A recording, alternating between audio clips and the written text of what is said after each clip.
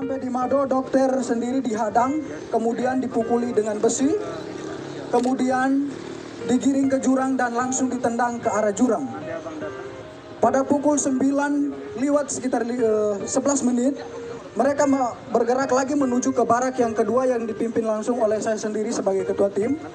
Di situ kami ada 6 orang, Suster Christine, Suster Anti dan juga Suster Ella yang sudah menjadi almarhum.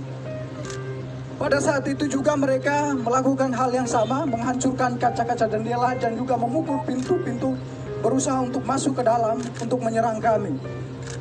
Mereka juga menyiram bensin di sekitar barak medis dan juga mulai membakarnya. Saat pembakaran terjadi, yang ada di dalam puskesmas hanya tersisa saya, Paman Patra dan juga ketiga suster itu. Paman Eman saat itu berada di dalam puskesmas karena sedang buang air besar. Pada saat itu sedang terjadi pembakaran, saya sendiri meminta untuk ketiga teman putri saya atau suster untuk kami segera keluar dari dalam barak itu. Tetapi karena mereka perempuan tidak bisa mengantisipasi situasi, sehingga mereka memilih lebih tenang di dalam barak itu. Sehingga saya memilih untuk mengajak ketiga suster ini untuk keluar dari dalam barak medis. Pada saat kami berusaha untuk lari menghindari amukan KKB, kami memilih lari ke depan, mereka sudah menghadang kami pada posisi depan. Kemudian saya berusaha merangkul ketiga suster menuju ke jurang, tetapi sampai di belakang jurang yang ada di belakang barak medis juga mereka sudah berada di situ dengan diperlengkapi senjata dan juga busur dan anak panah. Sekitar 30 menit kami berada di dalam kamar WC. Kejadian semakin brutal, mereka semakin membabi buta memanah teman kami Paman Emmanuel Abi.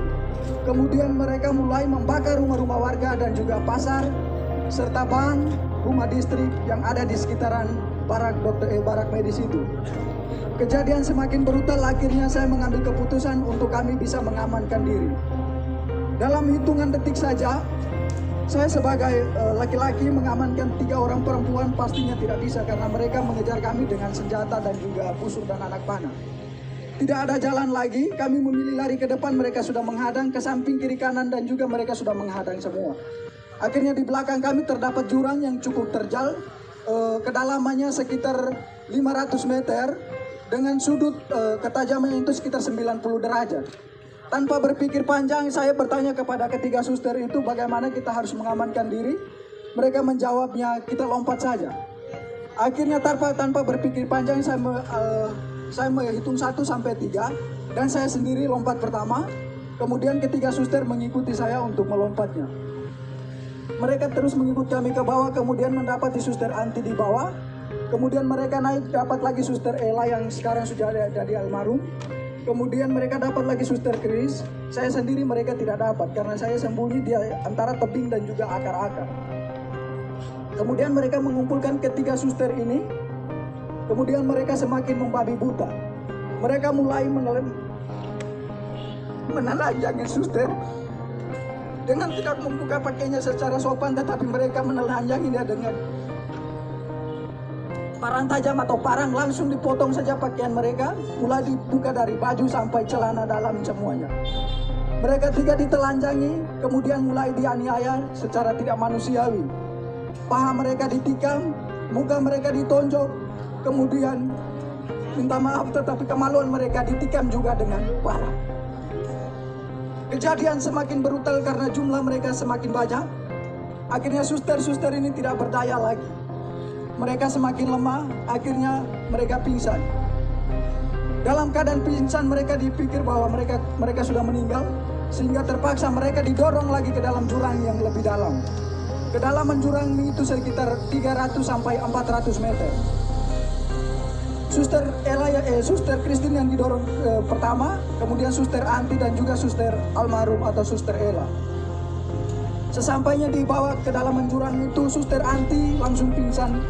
Dalam keadaan pingsan tidak sadarkan diri. Suster Chris masih sempat dari pingsannya bisa sadar. Suster Ella juga dari pingsannya bisa sadar kembali. Akan tetapi dalam keadaan itu mereka tetap ikut ke bawah. Kemudian Suster Anti dan Suster Chris masih bisa bertahan. untuk memilih untuk menghindar dari mereka dengan menyembunyi di semak-semak. Sehingga Suster Anti memilih untuk keluar dari semak-semak karena memang dia juga sudah pada tidak berdaya lagi. Menurut keterangan dari Suster Anti bahwa pada saat itu dia sudah pada siap untuk pasrah, untuk mati karena memang sudah tidak sama sekali tidak berdaya. Tetapi dia berusaha merangkak pelan-pelan sampai ke pos polsek sehingga berteriak dan meminta pertolongan daripada pihak pos pantau.